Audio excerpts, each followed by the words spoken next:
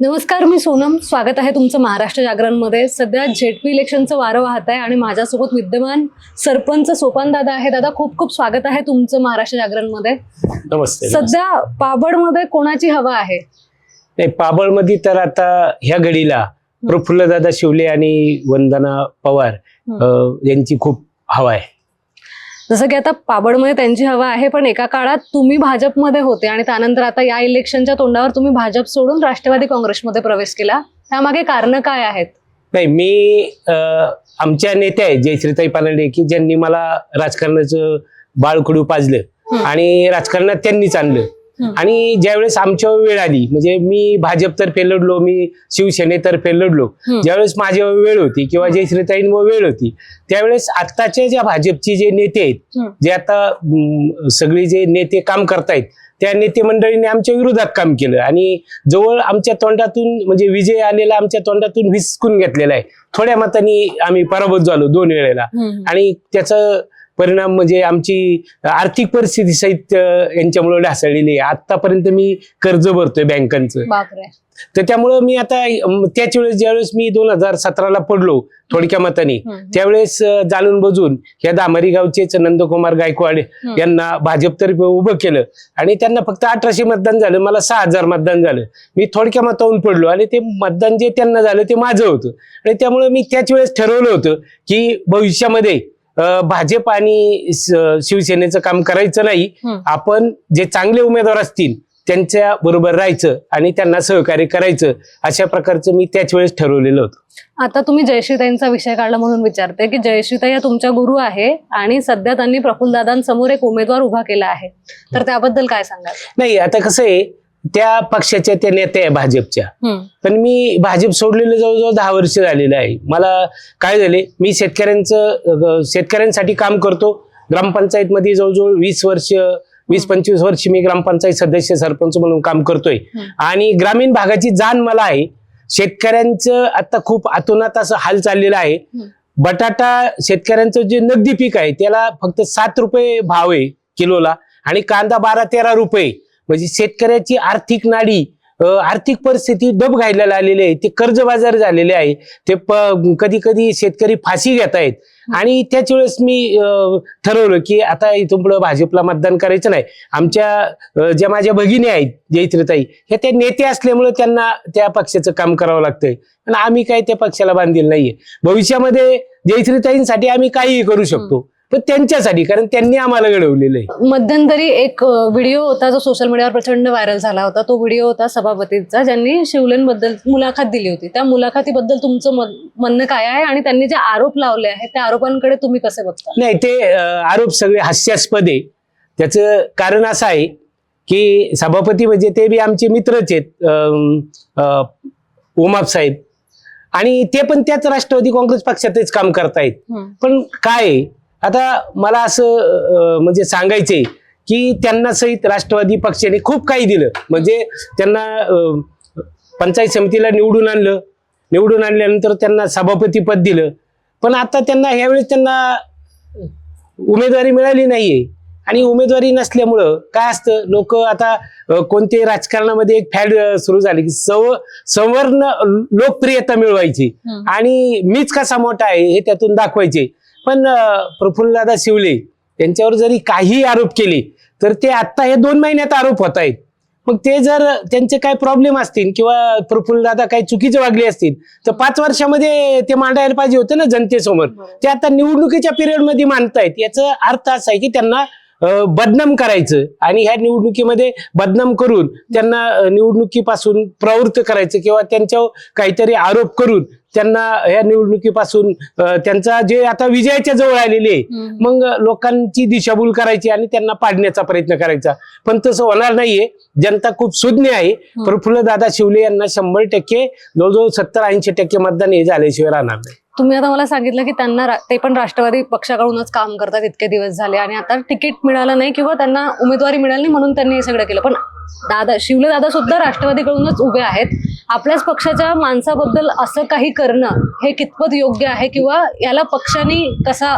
नाही, आता तसं पाहिलं तर ती आता ते पक्ष पाहिजे 100%, पण असं पक्षात एकाच पक्षात राहून असं करायला नकोय, कारण त्याच्यामधून पक्षाची बदनामी होते किंवा पक्षाला जे उमेदवार निवडून येणार पाहिजे असतं, एक सीट पाहिजे असतं महत्वाचं, तर त्याच्यावरती थोडा परिणाम होत असतो.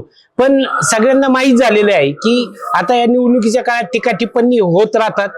पण मला या ठिकाणी एवढंच सांगायचे की किती राजकीय वैर असलं किंवा काही असलं तरी कोणत्याही व्यक्तीने एखाद्या उमेदवाराच्या घरापर्यंत जाऊ नये, त्याच्या कुटुंबामध्ये डुकू नये, सार्वजनिक जीवनामध्ये चांगलंच बोलावं असं या ठिकाणी मला वाटतं. आता तुम्ही बघितलं असेल की हे सगळे व्हिडिओज आहेत ते सोशल मीडियावर पण व्हायरल होत आहे आणि प्रफुल्लदादा छान प्रचार करत आहे, पण कुठेतरी प्रफुल्लदादाचं पण थोडासा त्रास होत असेल तर प्रफुल्लदादांना काय सल्ला द्याल, या ठिकाणकडे त्यांनी कसं बघायला पाहिजे? नाही, प्रफुल्लदादांना तर मी 100% सल्ला देईन की कोणत्याही प्रकारे किती टीका टिप्पणी झाली तरी सर्वसाधारण ग्रामस्थांना, मतदारांना माहिती आहे की ही राजकारणात टीका होत असते. कोणत्याही प्रकारे मन विचलित न होता चांगल्या पद्धतीने मतदानाला सामोरे जावं आणि चांगल्या पद्धतीचं आव्हान करावं की मी कसा आहे, आपली भूमिका बजवून द्यावी आणि समोरच्यांनी किती टीका केली तरी त्याकडे दुर्लक्ष करण्यात यावं, असा प्रकारचा सल्ला आहे माझा त्यांना. प्रफुल्ल शिवले आणि प्रकाश पवार या दोघांकडे तुम्ही कसे बघता, यांच्या दोघांबद्दल तुमचं मत काय आहे? नाही, ते दोघं बी कामाची माणसं आहेत. मला या ठिकाणी आवर्जून सांगायचे की प्रकाश पवार असेल, सदानना असेल, ह्या परिसरामध्ये नवरात्र उत्सव असू द्या, यात्रा असू द्या, एखाद्याची म्हणजे अंत्यविधी असू द्या, दशक्रियाविधी असू द्या, ह्या प्रत्येक कार्यामध्ये ते आवर्जून उपस्थित असतात. आणि ज्या ज्या ठिकाणी पैशाची गरज असेल त्या ठिकाणी त्यांनी कितीतरी देणग्या किंवा अडचणीच्या काळात एखाद्याला कितीतरी अशी मदतीचा ओघ त्यांच्या मार्फत झालेला आहे. त्यांनी शेतकऱ्यांसाठी जे ट्रान्सफर असतात, ट्रान्सफॉर्मर हे सहित लाईटी जे बसून दिलेले आहे, त्यांच्या माध्यमातून आमच्या परिसराचा लाईटचा प्रश्न या ठिकाणी सोडलेला आहे. बालाजी प्रतिष्ठानच्या माध्यमातून पाबळला दुष्काळामध्ये जवळजवळ 8 महिने त्यांनी पाणी पुरवठा केलेला आहे टँकरच्या माध्यमातून. अशी कितीतरी कामं पवार कुटुंबाची सांगता येतील आणि त्या कुटुंबातील वंदना काकी या उभे आहेत. त्यामुळं सर्वसाधारण लोकांनी, ग्रामस्थांनी ठरवलंय, मतदारांनी, की वंदना काकींना जे घड्याळ आहे चिन्ह त्याच्या पुढील 2 नंबरचं बटन दाबून ते चांगल्या मताने विजय करणार आहेत. आणि प्रफुल्ल दादाबद्दल जर बोलायचं झालं तर प्रफुल्ल दादा हे जवळजवळ 15-20 वर्षापासूनचे माझे मित्र आहे आणि मित्र असल्यामुळे त्यांचा आणि माझा जवळचा संबंध आहे. मला या ठिकाणी आवर्जून सांगायचे की आपल्या भारतावरती नव्हे तर संपूर्ण जगावरती कोविडचं जे संकट आलं होतं, कोरोनाचं, त्या काळामध्ये त्यांनी मोठ्या मनाने कितीतरी कोटी रुपये खर्च करून आमच्या ह्या परिसरामध्ये त्यांनी कोविड सेंटर उभारलं होतं, जवळजवळ 200 कॉटनचं. आणि त्यामध्ये हजारो कोविडग्रस्तांना त्यांनी वैद्यकीय मिळून चांगल्या पद्धतीने दिलेले आहे. कितीतरी लोकांचे जीव वाचवलेले आहेत. म्हणजे अगदी पुण्याचं काम त्यांनी केलेलं आहे. त्यांनी सहित दुष्काळाच्या वेळेमध्ये कितीतरी टँकरनी पाणी पुरवठा त्यांनी केलेला आहे. आणि कोविडच्या काळामध्ये अजून एक सांगतो की त्या पिरियडमध्ये त्यांनी जी गरीब लोक होती की त्यांच्याकडे पैसा नाहीये पण त्यांचं खाण्यापिण्याची खूप बिकट अवस्था झाली होती, त्यावेळेस त्यांनी स्वतः किराणा मालाची किट वगैरे देऊन जवळजवळ 1 महिना अन्न पुरवठा त्यांनी त्या माध्यमातून केलेला आहे. आणि आत्ताच नजीकच्या काळामध्ये जवळजवळ 20-21 हजार लोकांना त्यांनी महाकालेश्वरचं दर्शन या ठिकाणी दिलेलं आहे.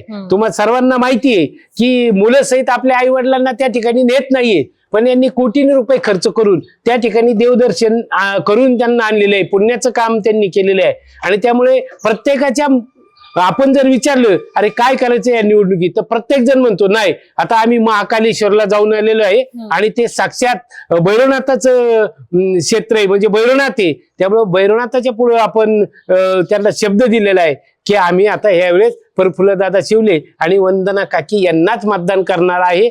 त्यामुळं देवाचा आशीर्वाद बी त्यांना मिळणार आहे. पण विरोधकांकडून अशी टीका होत आहे की देवदर्शन करून निवडणूक जिंकता येत नाही, तर त्या विरोधकांना तुम्ही काय म्हणाल?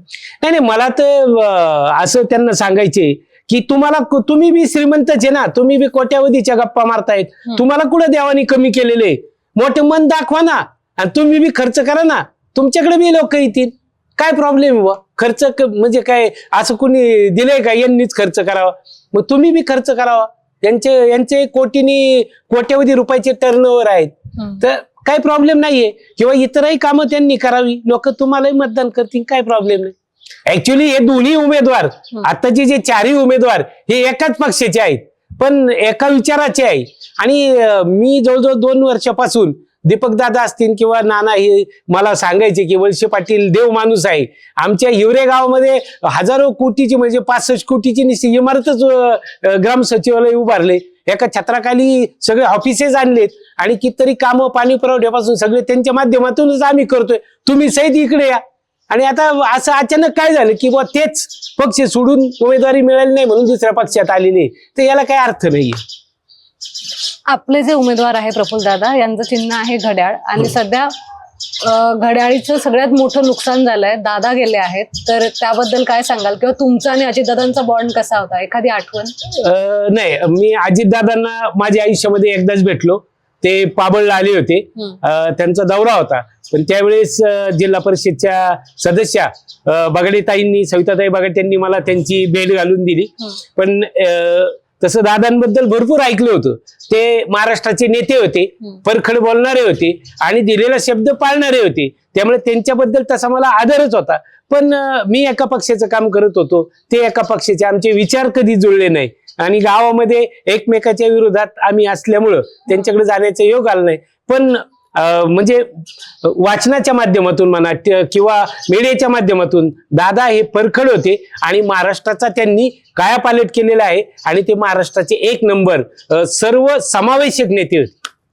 त्यामुळं त्यांना मी आमच्या पाबळ ग्रामस्थांच्या वतीनं या ठिकाणी तसं पाहिलं तर भावपूर्ण अशी श्रद्धांजली मनापासून या ठिकाणी वाटते. आता शिवले हे सुद्धा घड्याळ्या चिन्हावरच उभे आहे आणि आता प्रचार करायला दादा इकडे येणार होते तेव्हाच त्यांचा अपघात झाला. जर पाबळकरांना जर श्रद्धांजली व्हायची असेल तर त्यांनी काय करायला पाहिजे याबद्दल? नाही, आता कसं आहे, दादांबद्दल खूप मोठी आस्था आमच्या पाबळकरांच्या मनामध्ये होते. कारण पाबळच्या विकासामध्ये पवार कुटुंबांनी थेटेवाडी धरणापासून आणि आता 83 कोटीची योजना वळसे पाटलांच्या माध्यमातून, आढळराव पाटलांच्या माध्यमातून या ठिकाणी आता झालेली आहे. थोडं काम बाकी आहे आणि रस्ते वगैरे अशी कितीतरी कामं त्यांच्या माध्यमातून झाले, ते आम्हाला सांगता पण येणार नाही. त्यामुळं दादा आता गेलेले आहेत. त्यामुळे सर्व ग्रामस्थांना माहिती आहे, मतदारांना माहिती आहे की आता आपल्याला एकच काम करायचं की दादा गेल्यानंतर एक दादांना जाता जाता म्हणजे त्यांना आपण आता निरोप दिलेला आहे आणि त्यांनी इतकी कामं केलेली आहेत. त्यामुळं आता दादांनी जे उमेदवार दिलेले होते, मग काकी असेल किंवा प्रफुल्ल दादा शिवले असतील, तर दादांचं ऋण फेडायचं असेल, त्यांना खरंच शेवटची श्रद्धांजली व्हायची असेल तर सर्वांनी एक सिक्की मतदान दोन्ही घड्याळाच्या 2 नंबरच्या बटन दाबून हे श्रद्धांजली आमच्या पाबळकर आणि संपूर्ण गट पाबळ किंदूर जिल्हा परिषद गटातून चांगल्या पद्धतीचं मतदान करून ते दादांना शेवटची श्रद्धांजली वाहते. सध्या हवा पाबळमध्ये प्रफुल्ल दादांचीच आहे, तर काय वाटतं तुम्हाला किती मतांनी दादा जिंकून येणार? नाही, प्रफुल्ल दादा आतापर्यंत मी मतदान पाहिलं की जवळजवळ 20 मी 4 ते 5 टर्म जिल्हा परिषद पाहतोय. जयश्रीताईंचं रेकॉर्ड झालेलं आहे, म्हणजे ते जवळजवळ महाराष्ट्रात रेकॉर्ड आहे. पण ताईंनी इतकं मला सांगता येणार नाही, पण यांना सहित 5,000चं लीड पाबळ किंदूर जिल्हा परिषद गटामध्ये 100% मिळाल्याशिवाय राहणार नाही. आणि आमचे जे वंदना काकी आहे यांना सहित 2,500-3 हजारचं लीड हे पंचायत समिती गणात 100% मिळेल, याच्यामध्ये माझ्या मनामध्ये तीळ मात्र शंका नाही. जसं बघायला गेलं तर सध्या प्रचाराची फार धामधूम सुरू आहे आणि सगळेजण व्यस्त आहे, पण त्यामधून पण तुम्ही वेळातला वेळ काढून आम्हाला मुलाखत दिली त्याबद्दल मनापासून धन्यवाद. आणि तुम्हाला आणि तुमच्या सगळ्या उमेदवारांना पुढील वाटचालीसाठी खूप खूप शुभेच्छा. थँक्यू.